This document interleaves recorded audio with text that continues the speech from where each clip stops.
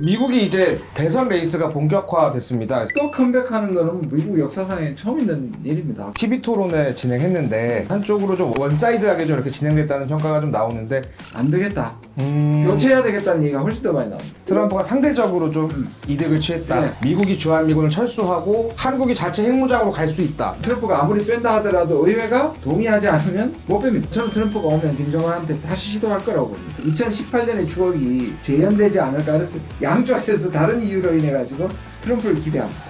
한미일의 이 동맹이 조금 저는 위험하다고 보는 조금 느슨해져야 될 필요가 있다는 말씀이신 거죠? 지금 정부는 한미까지 갈 것까지 간다 했거든요. 그러니까 선을 우리는 이렇게 희미하게 만드는 외교를 해야 되는 거예요.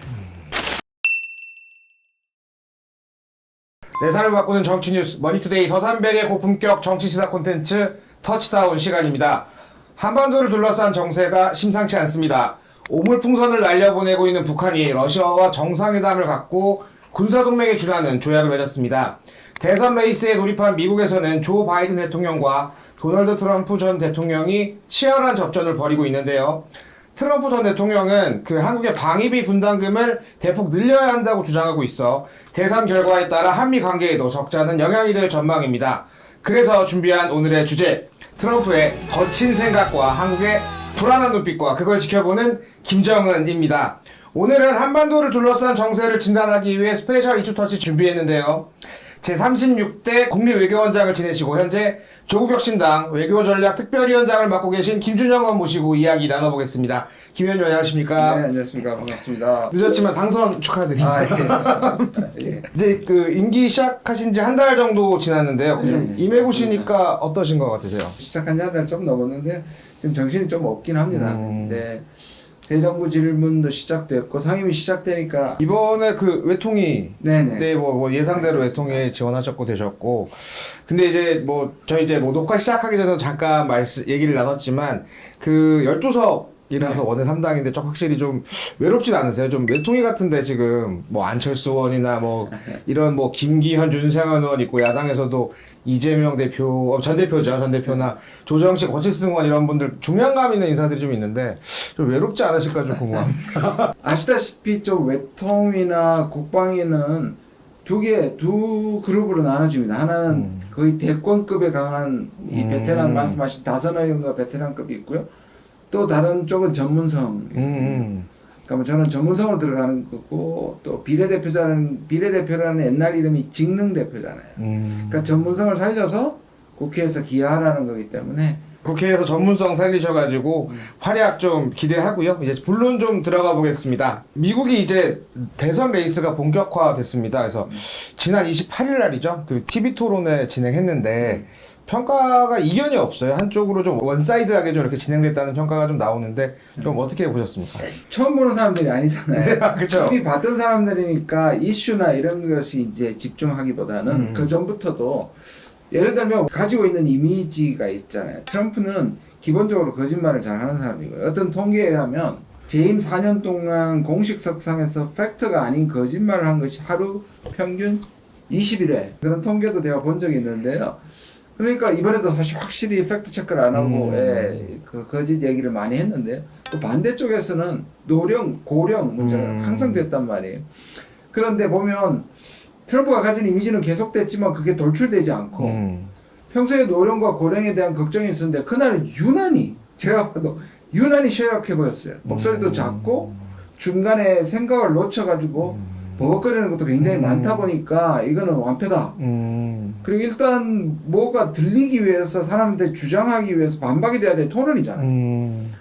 그런데다가 CNN은 굉장히 중립만 지켰기 때문에 예를 들자면 반박해주는 사람이 없는 거예요. 그러니까 트럼프를 반박해주지 못하다 보니까 바이든의 이미지가 훨씬 더 크게 타격감을 받았다. 이렇게 보면 그러니까 대부분이 이제 트럼프가 이겼다. 이 얘기보다 더 많이 나오는 게 안 되겠다. 교체해야 되겠다는 얘기가 훨씬 더 많이 나옵니다.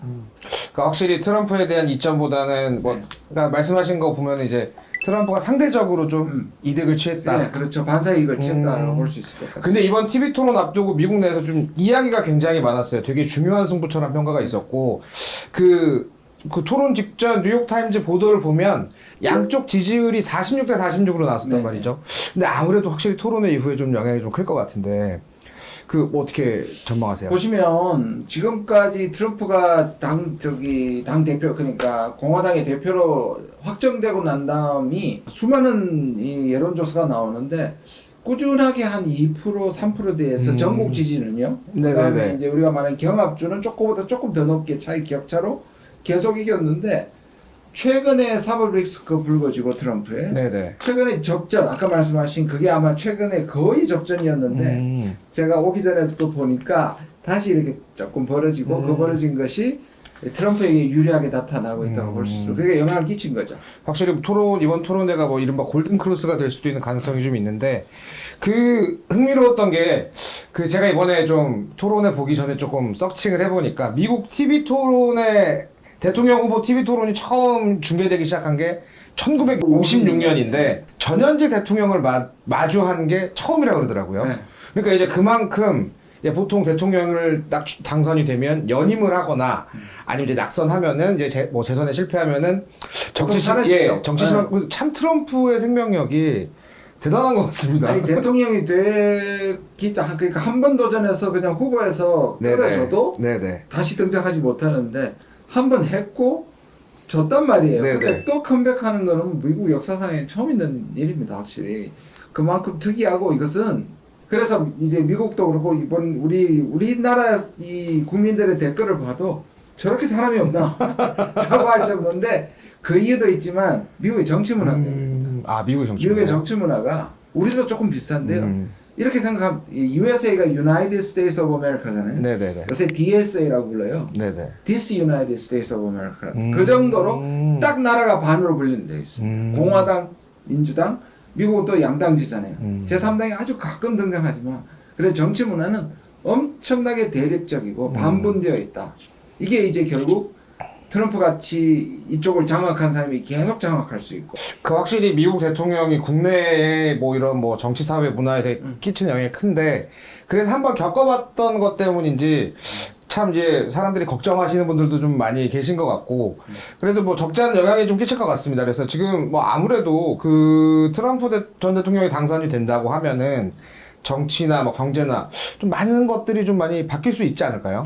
어떻게 보면 새로운 후보가 아니기 때문에 새로운 후보가 됐을 때 예측 불가능하다는 것은 좀 사라진 것 같아요. 역사적으로. 트럼프도 한번 봤고 그쵸. 바이든도 한번 봤단 말이에요.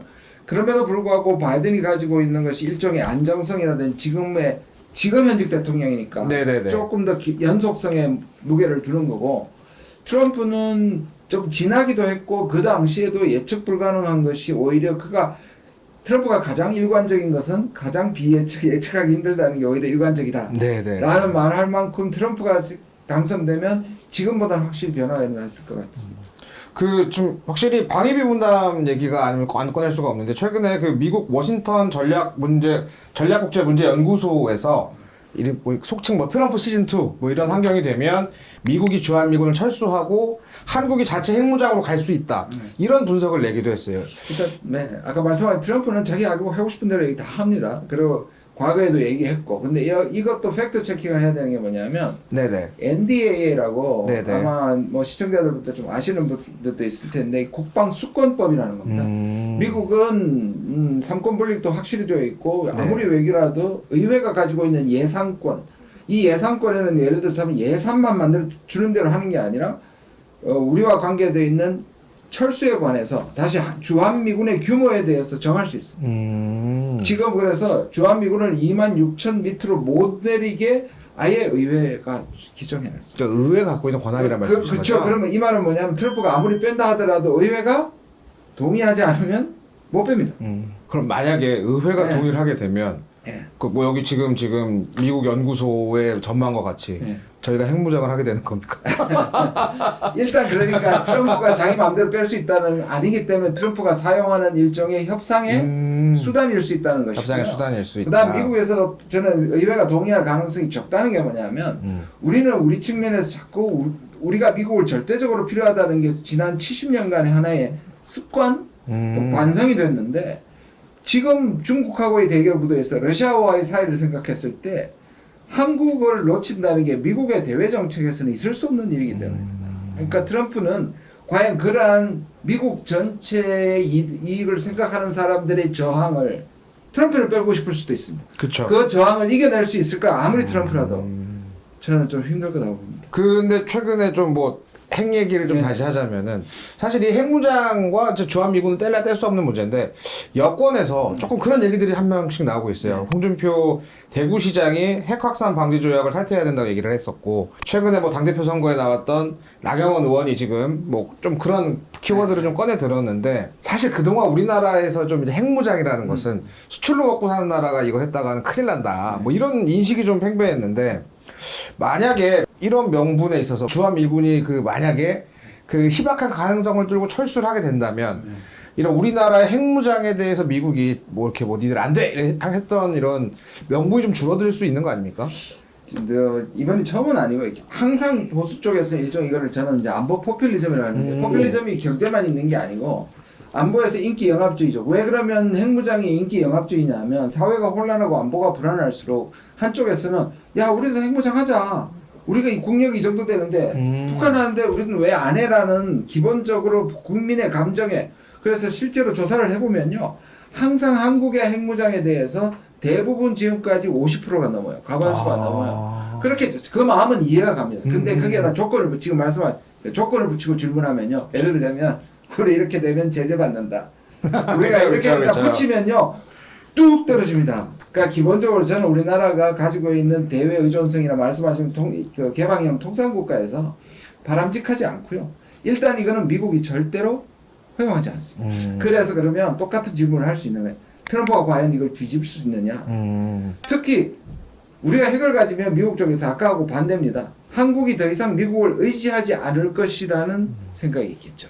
그러면 공화당조차도 우리 핵무장을 허락할 리가 없고요. 민주당이나 미국의 진보층에서는 한국한테 핵을 주면 일본도 할 것이고 전 아시아가 핵의 확산이 돼서 감당이 안 될 거라는 것이 훨씬 더 강력합니다. 트럼프 얘기를 하다 보면 북한 얘기를 빼놓을 수 없을 것 같아요. 아무래도 북한이랑 트럼프가 참 인연이 깊잖아요. 예. 사실 뭐 좀 이제 가장 어떻게 보면은 북한의 비핵화에 가장 근접했던 맞습니다. 미국 맞습니다. 대통령이라고 볼 수도 있는데 만약에 이번에 트럼프가 당선된다면 당시와 같은 되게 큰 국제적인 이벤트가 재현될 가능성이 좀 있을까요? 특이한 현상이 좀 있습니다. 트럼프를 당선을 바라는 쪽이 한국에서 극우와 그리고 좌쪽에 있는 사람들이 동시에 트럼프를 바라는데 이유는 달라요. 극우에서 바라는 거 아까 말한 핵무장 할 수도 있답니다. 아까 말한 핵무장 명분이 될 수 있다. 트럼프가 기회가 될 수 있다고 보고 반대편에서는 말씀하신 2018년에 트럼프 덕분에 비핵화와 또는 북미 정상회담 그것이 가장 가까이 갔다. 그러니까 지금의 바이든에서는 북한 문제가 완전히 의제에서 사라졌는데 미국 역사상 어떤 대통령보다 북한 문제를 중요시했고 정상회담을 이끌어낸 트럼프가 오면 다시 그때 2018년의 추억이 재현되지 않을까. 그래서 양쪽에서 다른 이유로 인해 가지고 트럼프를 기대합니다. 진짜 그때 김정은 국방위원장이 평양에서 이렇게 기차를 타고 이렇게 중국 비행기 타서 싱가포르에서는 분위기가 좋았고요. 그게 2018년 6월이고요. 네.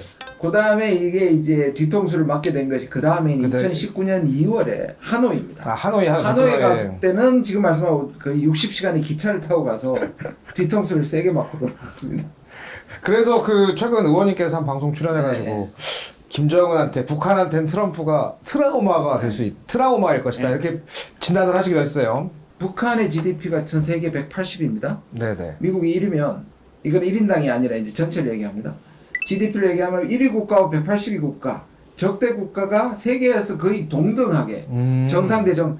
그 전에 많은 미국의 정상들이 그걸 안 해준 이유가 그런 데서 정상회담 하면 김정은 체제를 북한 체제를 인정해 주는 거라서 안 해줬거든요.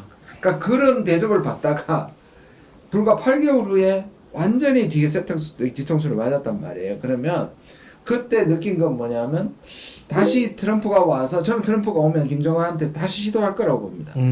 특히 이제 재선이기 때문에 재선한 대통령 뭘 남기고 싶어 해요. 그때도 노벨상 그렇게 받고 싶어 했거든요. 트럼프가. 그러면 다시 시도할 텐데 문제는 뭐냐면 한 번 배신을 당하고 뒤통수를 맞았기 때문에 제가 이제 트라우마라고 한 얘기가 과연 그때 주려고 했던 약속 정도로 북한이 움직이는 북한이 움직이는가 트럼프가 받을 거냐 김정은이 받을 거냐 저는 안 받을 것 같거든요. 북한의 몸값이 좀 높아졌다고 볼 수 있겠네요. 몸값도 높아지고 그때는 외상이 가능했습니다. 그러니까 북한이 어떻게 하면 약속이라는 외상이었는데 제가 보기엔 현찰을 바로 내야 될 건데 그 말은 뭐냐면 아주 간단하게 말씀드리면 북한이 핵을 포기하기 전에라도 미국이 먼저 뭐를 줘야 되는데 그거를 한국 정부나 미국 정부에서 아까 말한 건 똑같은 겁니다. 과연 트럼프가 그걸 양보할 거냐.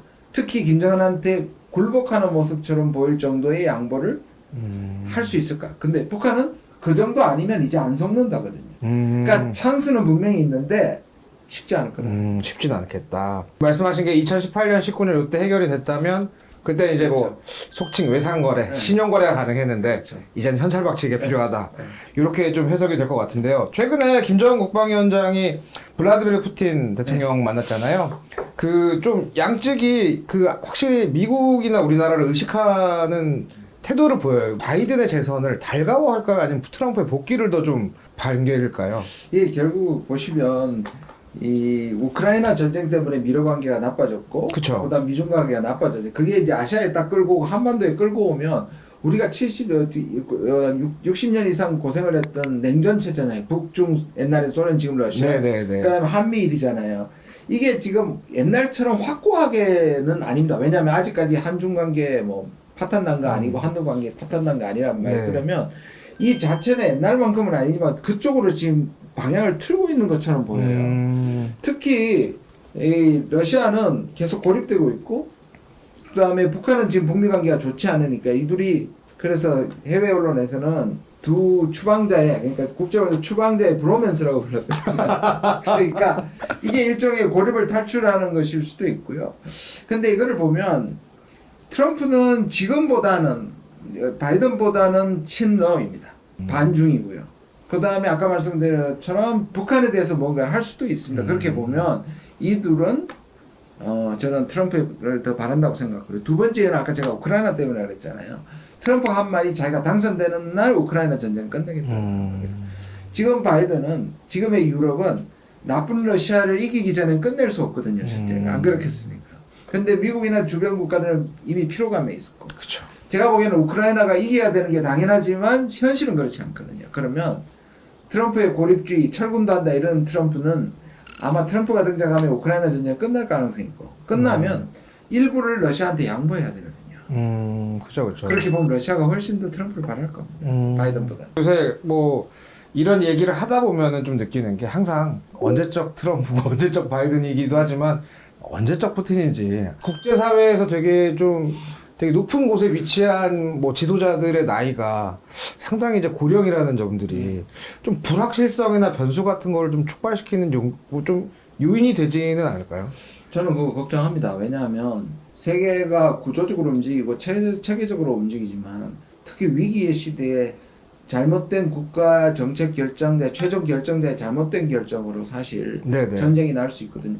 이거는 푸틴의 잘못된 결정이기도 하지만 네네. 젤렌스키가 나토에 가입하지 않았더라면 네네.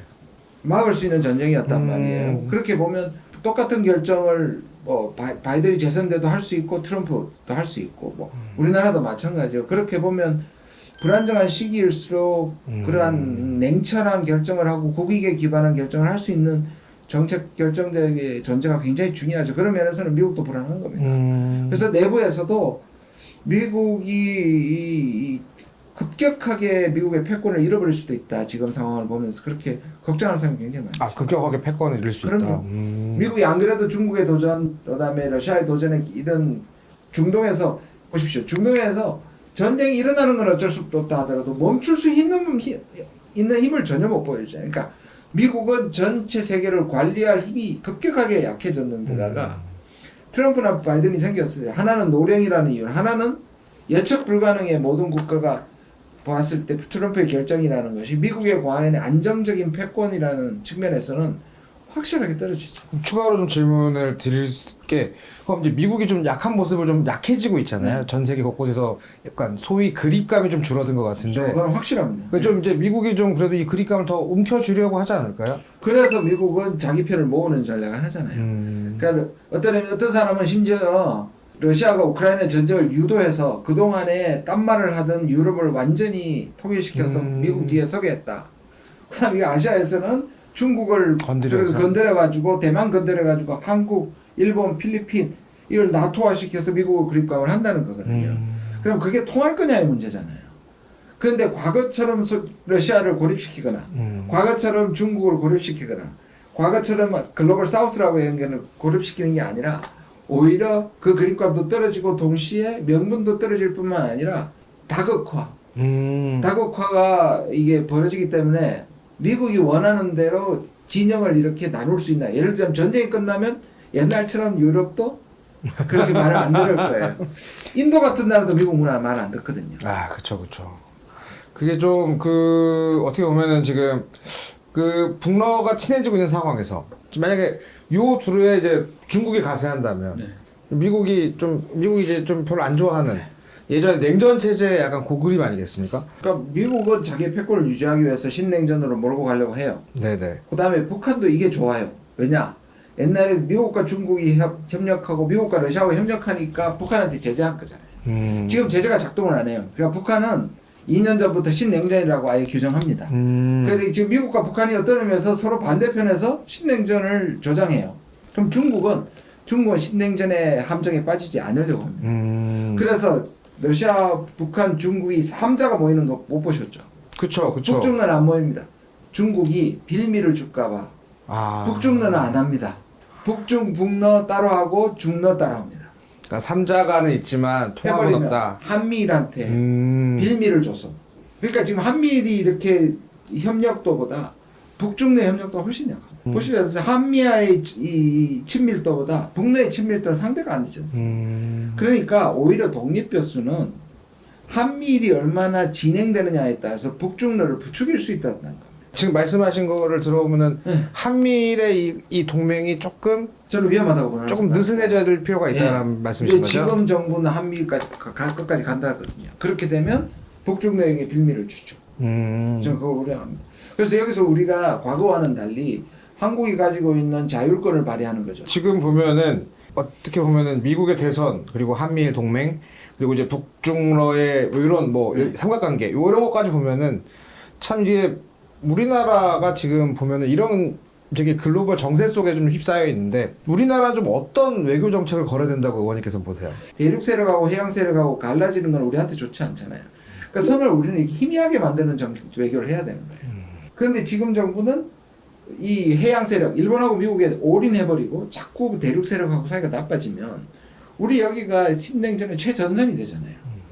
지금 제가 보기에 우리 미래를 위해서 지금 외교 정책은 저는 잘못됐다고 생각하는 거죠. 전문가로서 그렇게 생각합니다. 조금 그럼 약간 좀 여기 편인 척 저기랑도 친하고 이래야 된다 말씀이세요? 보시면 이런 겁니다. 지금 북러가 저런데 우리가 호들갑 떨면서 우리가 우크라이나에 무기하겠다, 재검토하겠다 했잖아요. 이게 바로 선을 분명히 하는 겁니다.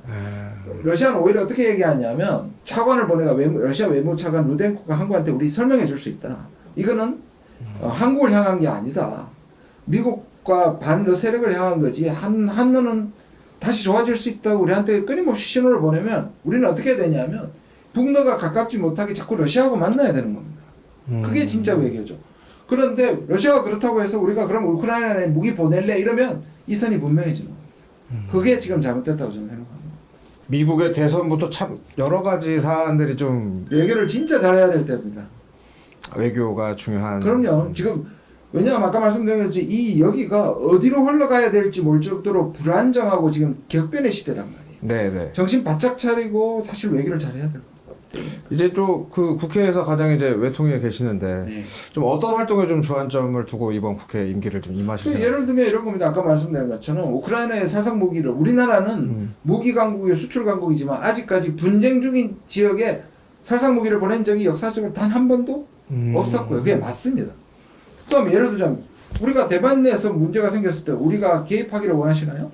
아마 우리나라 사람들 우리 지금 분단인데 그러면 어떻게 해야 되냐? 미국이 계속 우리한테 개입하는 걸 기정사실화하고 있을 때 우리가 미국한테 대만에는 못 간다 라고 얘기해야 되는 거죠. 내가 그런 일을 하려고 합니다. 그 아무래도 앞으로도 이제 미국 대선이 이제 한 4개월 정도 남았고 4개월 딱 남았네. 예, 4개월 딱 남았고 이제 앞으로 러시아나 중국이랑 미국이랑 일본 이런 주변 관계 주변 국가의 좀 관계뿐만 아니라 이제 북한과 미국과의 관계도 좀 계속 살펴봐야 될 것 같은데 예, 예. 종종 의원님 저희 좀 터치다운 예, 출연해 주셔가지고 알겠습니다. 예, 좀 알겠습니다. 고견을 좀 많이 듣도록 하겠습니다.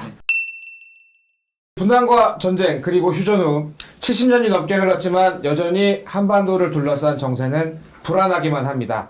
생각해보면 여러 세력에 휩싸인 반도라는 특성 탓에 지난 반만 년 동안 계속 불안한 정세가 이어져 왔는데요. 앞으로도 남북관계와 동북아 국제정세 여러 전문가 모시고 다양한 관점에서 이야기 나눠보도록 하겠습니다. 오늘 터치다운 여기까지입니다. 감사합니다. 감사합니다.